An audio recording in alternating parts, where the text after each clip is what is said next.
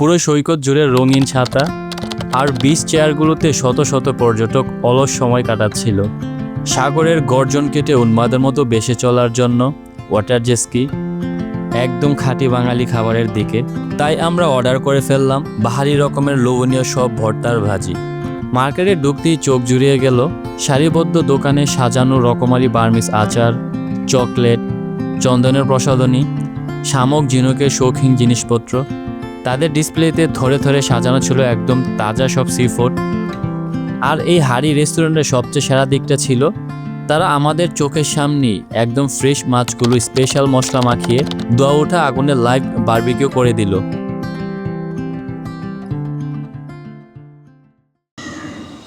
Welcome from Cox's Bazar Kolatoli beach. আজকে day 3। আজকে ইনশাল্লাহ আমরা ঢাকা ব্যাক করব। এই তো হোটেলে লাগেজগুলো রেখে এখন একটু কলাতলি বিচে আসছি টাইম স্পেন্ড করার জন্য, যেহেতু ইনশাল্লাহ আজকে রাতে আমরা ব্যাক করব। তো এখানে একটু টাইম স্পেন্ড করব। আর আজকে ইনশাল্লাহ আমরা বার্মিজ মার্কেট যাব কিছু কেনাকাটা করার জন্য।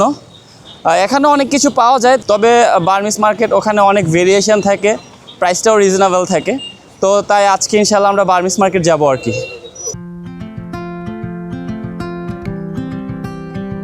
আজ কক্সবাজারে আমাদের ট্রিপের একদম শেষ দিন।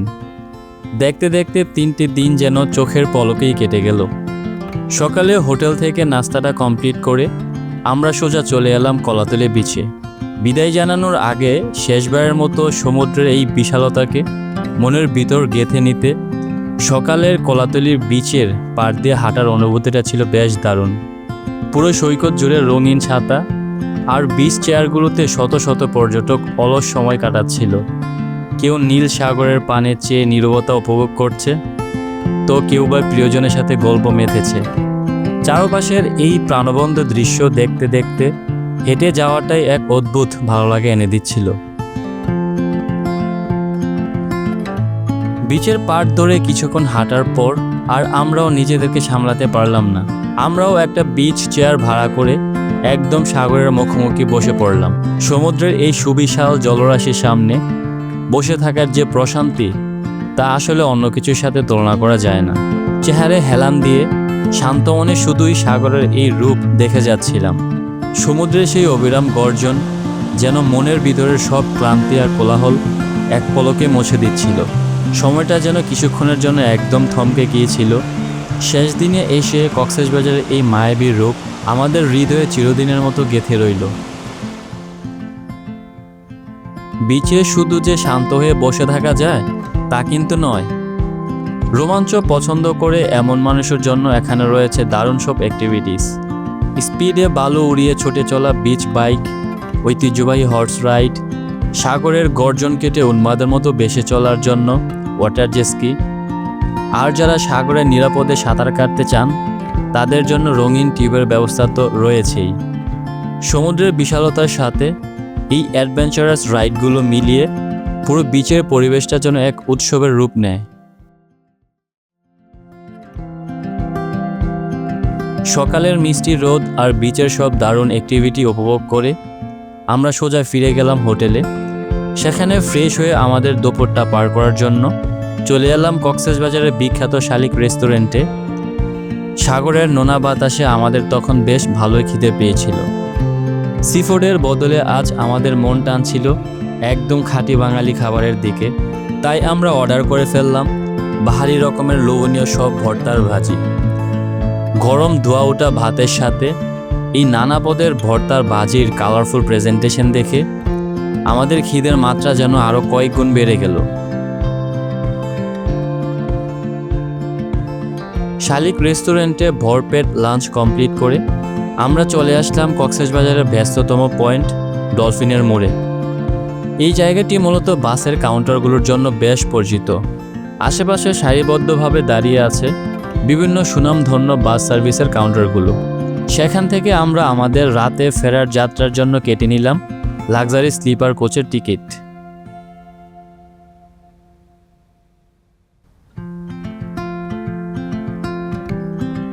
টিকিট কাটা শেষ করে আমরা ভাবলাম যেহেতু আজকে আমাদের একদম শেষ দিন, তাই টুকটাক কিছু কেনাকাটা তো করতেই হয়।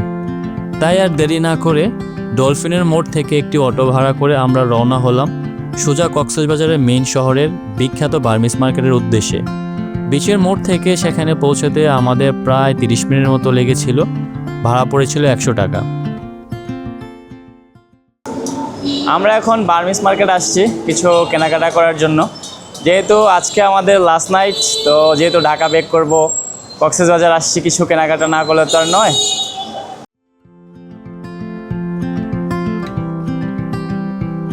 মার্কেটে ঢুকতেই চোখ জুড়িয়ে গেল সারিবদ্ধ দোকানে সাজানো রকমারি বার্মিজ আচার, চকলেট, চন্দনের প্রসাধনী, শামুক ঝিনুকের শৌখিন জিনিসপত্র আর ঐতিহ্যবাহী পোশাক।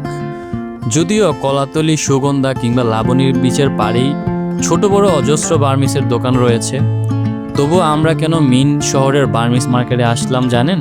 কারণ এটি হলো শহরের মূল কেন্দ্রবিন্দু। বিচের দোকানগুলোর তুলনায় এখানে পণ্যের ভিন্নতা যেমন অনেক বেশি, তেমনি দামটাও পাওয়া যায় একদম পানির দামে। আমরাও প্রিয়জনদের জন্য বেশ কিছু পছন্দের জিনিস কিনে নিলাম একদম সুলভ মূল্যে।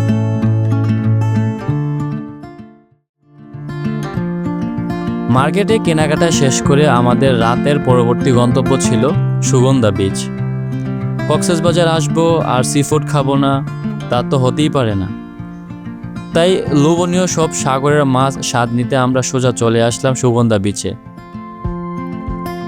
সুগন্ধা বিচে সি ফুডের শত শত দোকান থাকলেও এখানে কিন্তু বেশ সাবধানে মাছ নির্বাচন করতে হয়, কারণ বিচের অধিকাংশ দোকানই পচা মাছ বা অতিরিক্ত দাম হাঁকিয়ে পর্যটকদের সাথে বেশ ভালো রকমের স্ক্যাম করা হয়। এখন আমরা সি ফুড খেতে যাচ্ছি। এই তো সুগন্ধা বিচের পাশে একটা রেস্টুরেন্ট রয়েছে হাড়ি, তাদের সি ফুডগুলো অনেক ভালো, তাই ওখানে সি ফুড খেতে যাচ্ছি। যদিও সুগন্ধা বিচের এখানে অনেক সি ফুড পাওয়া যায়, তবে তাদের এখানে স্ক্যামটাই অনেক বেশি চলে। তবে আমরা অনেক খোঁজে অবশেষে হাড়ি নামের বেশ প্রফেশনাল ও ফ্রেশ একটি রেস্টুরেন্ট খুঁজে পেলাম। তাদের ডিসপ্লেতে থরে থরে সাজানো ছিল একদম তাজা সব সি ফুড, যেমন রেড অ্যান্ড হোয়াইট স্ন্যাপার, ভেটকি, লবস্টার, অক্টোপাস, কাঁকড়া এবং স্কুইড। আমরা আমাদের পছন্দ মতো অর্ডার করে ফেললাম তাজা রূপচাঁদা, স্কুইড আর কাঁকড়া ফ্রাই। আর এই হাড়ি রেস্টুরেন্টের সবচেয়ে সেরা দিকটা ছিল তারা আমাদের চোখের সামনেই একদম ফ্রেশ মাছগুলো স্পেশাল মশলা মাখিয়ে ধোয়া ওঠা আগুনে লাইভ বারবিকিউ করে দিল।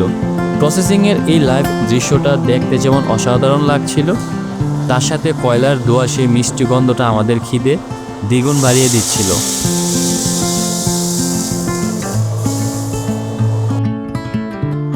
বারবিকিউর সেই সুবাস ছড়ানোর ধোয়া পেরিয়ে অবশেষে আমাদের টেবিলে চলে আসলো একদম গরম গরম সি ফুড। লালচে মশলায় মোড়ানো রূপচাঁদা ফ্রাই, স্কুট দিয়ে তৈরি করা কালামারি আর সাথে জাঁকজমকপূর্ণ কাঁকড়া। সি ফুডের সাথে সার্ভ করা হয়েছিল গরম পরোটা, যার গ্রানি পেট ভরে যাওয়ার জোগাড়। নরম গরম পরোটার সাথে এই মশলাদার তাজা রূপচাঁদা আর স্কুইডের কম্বিনেশনটা যে কতটা দারুণ ছিল তা বলে বোঝানো অসম্ভব। সি ফুড ডিনার শেষ করে আমরা দ্রুত হোটেলে ফিরে ফ্রেশ হয়ে ব্যাকপ্যাক গুছিয়ে শেষবারের মতো হোটেল রুমকে বিদায় জানিয়ে আমরা সোজা চলে এলাম ডলফিনের মোড়ে ঢাকার উদ্দেশ্যে রওনা হতে। রাত ঠিক 10:45 আমাদের কাঙ্ক্ষিত সেন্ট মার্টিন স্লিপার পরিবহনটি এসে হাজির হলো। বাসে উঠে নিজ নিজ স্লিপার বেডে শুয়ে পড়তেই 3 দিনের সব মিষ্টি ক্লান্তি যেন এক নিমিষেই বর করল। নীল সমুদ্র, পাহাড় আর রোমাঞ্চকর সব স্মৃতিকে হৃদয়ে জমা করে আমরা ধীরে ধীরে ঢাকা ব্যাক করতে শুরু করলাম। পরবর্তী ভিডিও দেখার আমন্ত্রণ জানিয়ে এখানেই বিদায় নিচ্ছি। আল্লাহ হাফেজ।